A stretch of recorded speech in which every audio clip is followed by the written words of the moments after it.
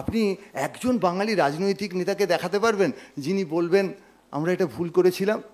হ্যাঁ পাবেন, উদাহরণ পাবেন বুদ্ধদেব ভট্টাচার্যের। আরও অনেকে অ্যাভারেজে খারাপ বলে আমরা ভালো, এই কথাটা বলা যায় না। আর মানুষ বলতে আমরা যেটা বুঝি, পৃথিবীর প্রতিটি জাতি প্রত্যেকে জানে যে সবাই মানুষ হতে পারে না।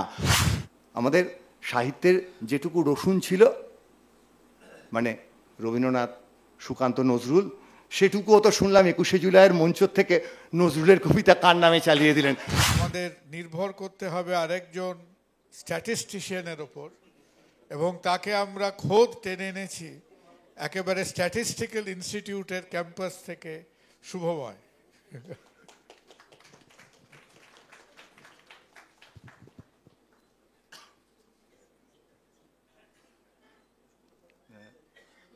সকলকে শুভ সন্ধ্যা। আমরা রবীন্দ্রনাথের সঙ্গে একমত।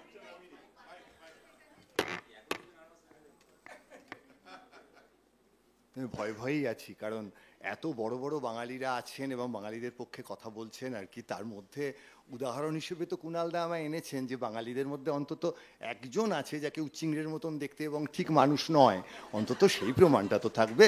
ফলে শতরূপ ঠিকই বলেছ, আমরা রবীন্দ্রনাথের সঙ্গে একমত। রেখেছো বিহারি করে মানুষ করনি, ওই কারণ হচ্ছে তৃণমূলের যে কোনো যুক্তিতে আপনি পাবেন। আজকে যেটা হয়েছে আরজি করে, আপনি নিশ্চয়ই গুজরাটের কোনো একটা হাসপাতালে ওরম একটা কিছু উদাহরণ পাবেন।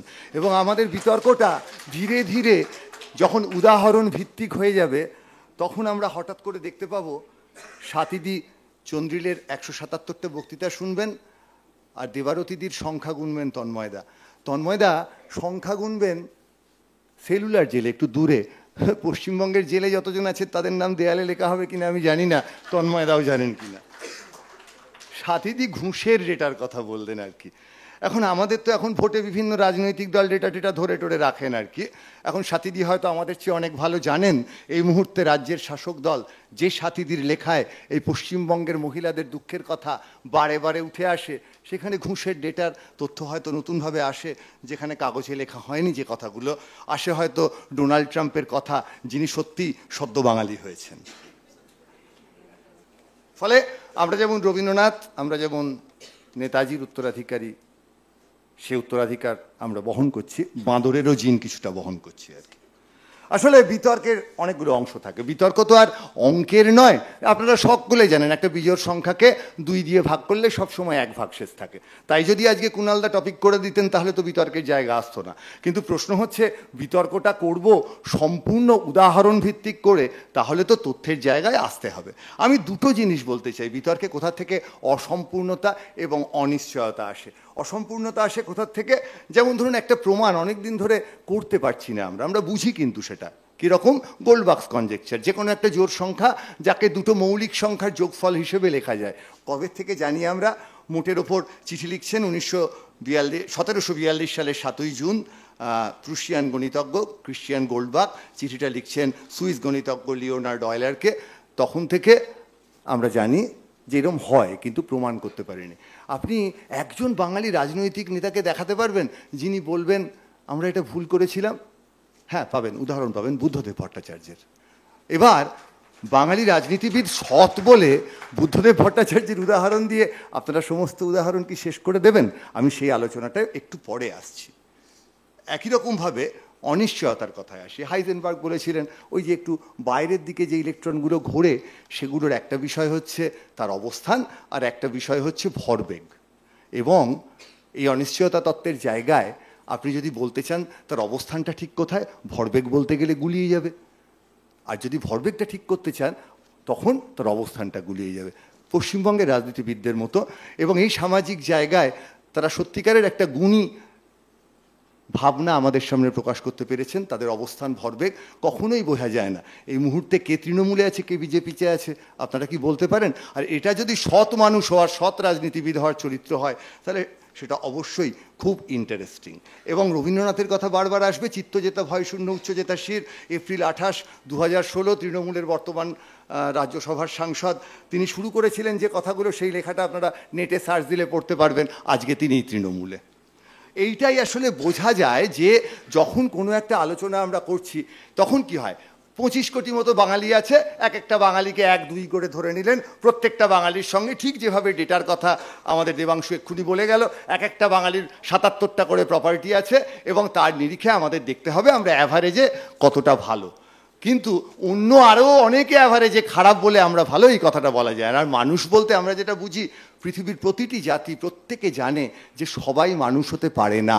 প্রত্যেকটি জাতির ইতিহাসে, প্রত্যেকটি জাতির সাহিত্যে এই কথাটা লেখা থাকে, আমরা মানুষ হতে চাই। একমাত্র আজকে এই বিতর্কের আসনে দেখতে পাচ্ছি যে অনেক বাঙালি একসঙ্গে নাকি মনে করছেন তারা মানুষ হয়ে গেছেন। মানুষ হওয়ার দুটো প্রপার্টিতে আসি।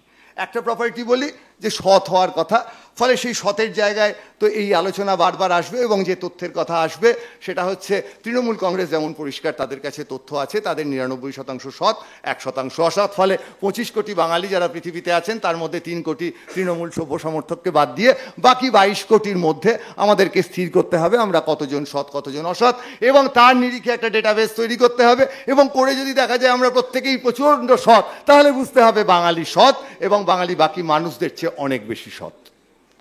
এটা গেল সততার। আসুন না আমরা একটু সাহিত্যের কথায় আসি। সাহিত্যের কথায় অনিন্দ্যবাবুর অকিঞ্চিত কথাবার্তা তো আমাদের শুনতেই হবে, এবং সত্যিই তো একটা সাহিত্যের কোন কথাগুলো শুনে আমরা নিজেদের ভালো মনে করি। জলছবি, রংমশাল, স্কুল ছুটির হজমিরা, রূপকথার পায়রাদের গল্প বল, রামধনু, হাফ টিকেট, আব্বুলিশ, বিটনুর আর চুরমুরের গল্প বল, এটা তো আমাদের সাহিত্য সত্যিই, তাই না? এই সাহিত্যের কথা যখন বলতে যাই তখন অবশ্যই বাংলা সাহিত্য কি একেবারে উঠে গেছে? যায়নি, কিন্তু বাংলা সাহিত্যের যে জায়গা থেকে আমরা যে জায়গায় পৌঁছেছি সেই জায়গাটাকে কি খুব উত্তরণের জায়গা বলা যায়? এবং এই প্রশ্ন যে বলা যায় না তার প্রমাণ হিসেবে এই গত 4ই অগাস্ট কি নিয়ে আলোচনা হচ্ছিল, তার আগে জুলাই মাসের শেষে একটা পত্রিকার প্রচ্ছদ বেরিয়েছিল, তার ছবিটা দেখে অনেকে নাক মুচকেছিলেন। তা সেই নিয়ে লেখা প্রসঙ্গে আমরা দেখলাম যে এক জায়গায় অনিন্দ্যবাবু 4 আগস্ট লিখছেন, যিনি বাঙালিদের কথা বলছেন আজকে জোর গলায়, সেই জাতি সম্বন্ধে কি লিখছেন 4 আগস্ট? যে জাতির শিল্প সাহিত্যে গোয়েন্দার সংখ্যা বেশি, যে জাতি নিজেকে চালাকভাবে খুব হাতে আতস কাজ নিয়ে সারাক্ষণ মেতে থাকে, বাকিদের থেকে কতটা এগিয়ে তা প্রমাণ করার। ছবি বোঝা না বোঝাটা খুব জরুরি নয় তার জীবনে। সে গণেশ উল্টানো বোঝে, কিন্তু গণেশ বোঝে না। খোদ গণেশের চেহারাটা যদি দেখতো খুঁটিয়ে, এর চেয়ে অ্যাবস্ট্র্যাক্ট ভাবনা কী বা হতে পারে? বাঙালিরা তাহলে ঠিক কি বোঝে? অনিন্দ্যবাবু কি সুন্দর লিখলেন আপনি। রবীন্দ্রনাথ ধোঁয়াটে এবং অস্বচ্ছ হলেও দেবতা, গণেশ পাইন ধূসর এবং মায়াবী হলেও চিত্রকর শ্রেষ্ঠ, কারণ ভক্ত বা ভোক্তা এটা জানে এই মানুষদের অর্জনের তালিকা। ফলে না বুঝতে পারার জন্য তার কমপ্লেন নেই, বরং হাততালি আছে। অর্থাৎ কেন লিখলেন এটা অনিন্দ্যবাবু? অনিন্দ্যবাবু লিখলেন কারণ পত্রিকার পাতায় যেটা বেরিয়েছিল সব বাঙালি বলেছে কি বাজে এঁকেছে, তারপর দেখা গেল ওটা গণেশ হালুয়ের আঁকা, তাই নিয়ে লিখেছিলেন অনিন্দ্যবাবু। বাঙালিদের বোঝার কথা সত্যিই তিনি দেখেছিলেন। আসলে আয়নার সামনে দাঁড়িয়ে বা কম্পিউটারের সামনে বসে তথ্য সমৃদ্ধ রাশিবিজ্ঞানের সুবিধে নিলে তাকে আর লাই, ড্যাম লাই, স্ট্যাটিস্টিক্স এইসব বলতে হয় না। আমাদের সাহিত্যের যেটুকু রসুন ছিল, মানে রবীন্দ্রনাথ, সুকান্ত, নজরুল, সেটুকুও তো শুনলাম 21শে জুলাইয়ের মঞ্চ থেকে নজরুলের কবিতা কার নামে চালিয়ে দিলেন সমস্ত বাঙালি। আমরা এত মানুষ হওয়া বাঙালি, তাই ইতরের দেশের কবিতাটার কথায় আসতে হবে একটু। আমি একটি ইতরের দেশে থাকি যেখানে বণিকেরা লেখকদের উদ্ভাবন করেন, ইত্যাদি ইত্যাদি। সবশেষে শতরূপ তো বলতে উঠবে, তাই না? সাথীদি বললেন না, দৌড়ে বাসে উঠছি, ভিড় বাস, মানুষ হাত ধরে টেনে নিচ্ছে। শতরূপ বলার সময় শুরু করবেন একটু যেদিন সুদীপ্তকে ওই পুলিশগুলো লাঠির বাড়ি মেরে বাস থেকে মেরে ফেলে দিয়েছিল।